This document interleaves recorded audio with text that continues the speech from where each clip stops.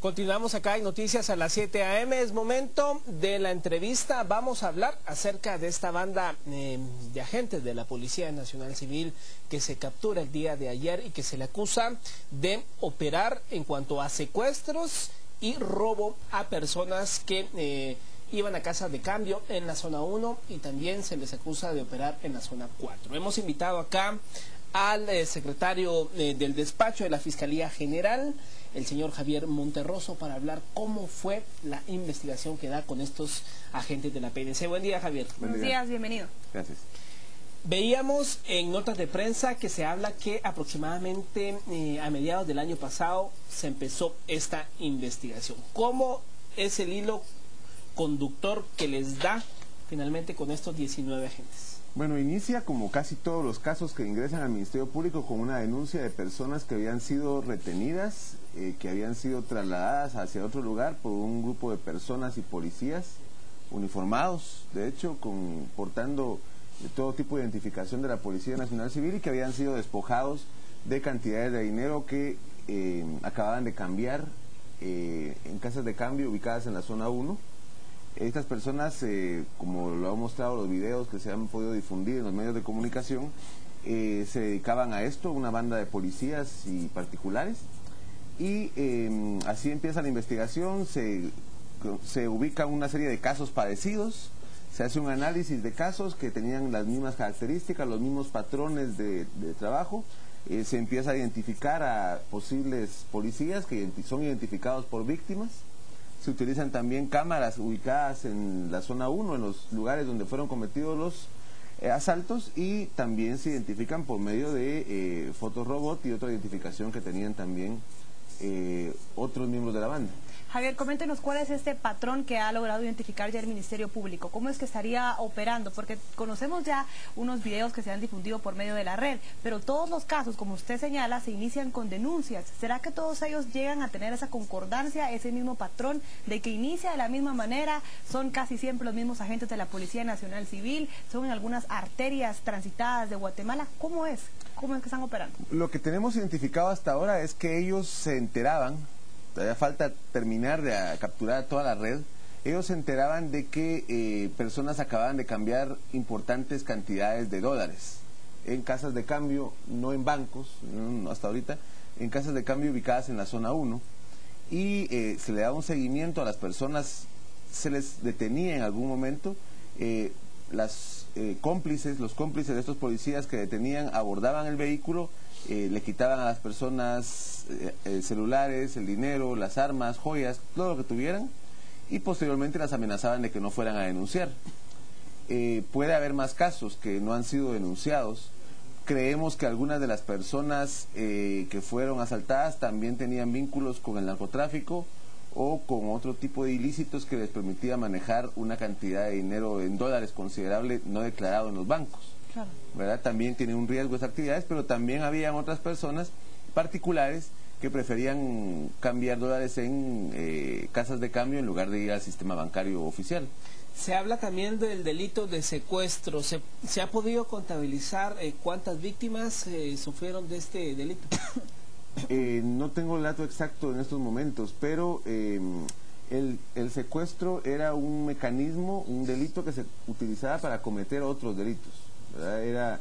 No se dedicaba específicamente a esta banda al secuestro, sino eran secuestros expresos, secuestros temporales, ¿verdad? No eran secuestros como los típicos secuestros que los que exigen también una cantidad de dinero de rescate, eran secuestros muy rápidos.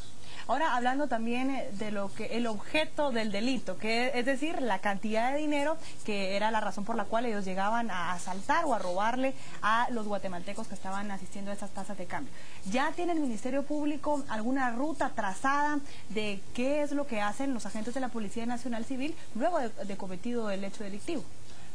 Bueno, por ser cantidades en efectivo de cada atraco no muy grandes, ¿verdad? Salvo una cantidad que eran, por ejemplo, $70,000, pero salvo esas cantidades se repartían el dinero entre la banda. Era una banda muy grande, era una banda con más de 26 personas, han sido capturadas hasta este momento, entre policías particulares, ex policías, y que todavía estamos pendientes de capturar más de la banda. Incluso pues estaban haciéndose todavía órdenes de aprehensión el día de ayer.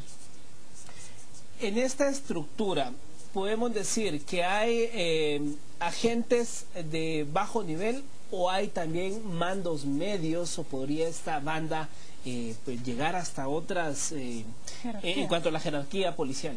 Hasta ahora no hemos llegado a miembros importantes de la jerarquía policial. Se ha mantenido la identificación de los líderes de la banda en agentes de la policía, que recordemos que tienen un gran poder los agentes de la policía. Pueden detener a una persona, están armados, tienen la autoridad de su lado. Entonces, no necesariamente deberíamos o podríamos llegar a una alta jerarquía en la policía, y no por eso estamos diciendo que esta es una banda menor, ¿verdad? Una banda muy bien organizada, con mucha gente, que tenía mucha capacidad operativa. El viceministro de Gobernación, el señor Clavería, señalaba que no descartan la posibilidad de que existan muchas otras bandas que se dediquen a estos y otros delitos dentro de la misma Policía Nacional Civil. El Ministerio Público ya ha empezado a identificar algunas otras bandas o algunos agentes que operen tal vez no con estas bandas, pero lo hagan de manera independiente. Bueno, de hecho tenemos más de 250 policías capturados en lo que va del año. Al igual que también hemos capturado fiscales, miembros del ejército, pero 250 policías vinculados a diversos delitos, desde asesinatos, secuestros, tráfico de drogas, en este caso robos a personas. Es lamentable, pero es parte de la depuración que se está haciendo en las fuerzas de policía. En cuanto al video que presentaban el día de ayer, la jefa del MP, un video donde se ve, quizá tal vez la producción si no lo puede rodar en pantalla, ¿dónde nos ubicamos ahí? Si nos puede contar un poco más del video, qué pasa ahí. Vemos una persona que se baja, si nos puede detallar pormenores de este video.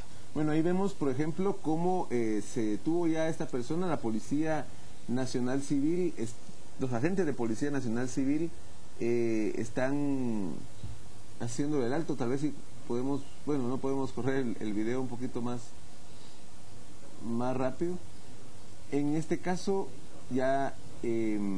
A nosotros con Mario nos surgía una duda, y es que hay un momento en el que justamente ahí el carro está pausado, pero también se evidencia más adelante que pasa una patrulla de la Policía Municipal de Tránsito. Pese a que ellos no tienen estas armas, ¿por qué no hacer ningún anuncio? ¿Será que ustedes van a empezar a llegar a registrar esto para... Por ejemplo, si usted se da cuenta, en este caso pareciera un operativo normal. Claro. Pareciera un operativo donde se le detiene a una persona, se le quita la licencia, se le preguntan algunas cosas, pero también está convirtiéndose al mismo momento ya un asalto. Claro. ¿Verdad? Donde la policía, me imagino que la Policía Municipal de Tránsito pasa y ve a Policía Nacional Civil haciendo ese tipo, va a decir es un tipo de operativo, ¿verdad? Y no podría uno pensar que es algo malo. Hasta que estas personas denuncian el caso, vamos a las cámaras, están ubicadas en este lugar y identificamos que estaba en efecto pasando algo. Veíamos ahí que hay dos agentes de la PNC y gente de particular, de civil. ¿Cómo era la cuestión? ¿Una radiopatrulla era seguida por un carro con estas personas de particular? ¿Andaban juntos? Así es. Así era. Así es. A cierta distancia se encontraban los particulares, que no eran particulares siempre, también eran policías vestidos de civil, ex policías vestidos de civil y también personas particulares. De los 26 que ha capturado hasta ahorita, 19 eran policías, 2 ex policías y el resto personas particulares. Cada quien cumplía una función en ese momento determinado, pero en otro asalto podían cambiar los roles, porque había gente que estaba de turno, entonces estaba uniformado, y había gente que no estaba de turno, que podía estar de particular, ¿verdad? Y en ese momento se vestía de particular. Ahora bien, este video es de una cámara de la PMT, de una cámara de seguridad, y se lo pregunto porque me llama la atención. ¿Acaso si es una cámara de la PMT, por ejemplo, el Ministerio de Gobernación no tiene control de qué andan haciendo sus agentes en la calle? No, en este caso, por el tipo de imagen, por el lugar donde está ubicada, es una cámara particular. Los mecanismos de control que tenga la PNC sobre sus agentes, eso debería preguntarse mejor al Ministerio de Gobernación. Hay algunas patrullas que tienen GPS, por ejemplo. En este caso son policía motorizada, entonces no tienen GPS cada moto.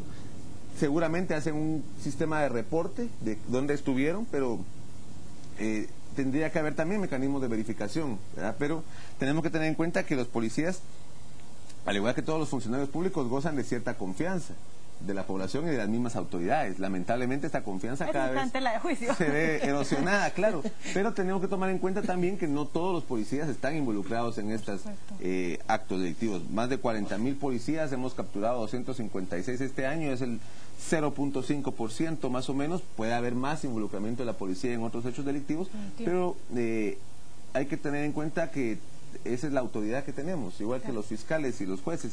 Entonces deberíamos dar el beneficio de la duda siempre. Siempre hablando de las autoridades, de estos 256 agentes de la Policía Nacional Civil que ya han sido capturados, no precisamente han sido condenados.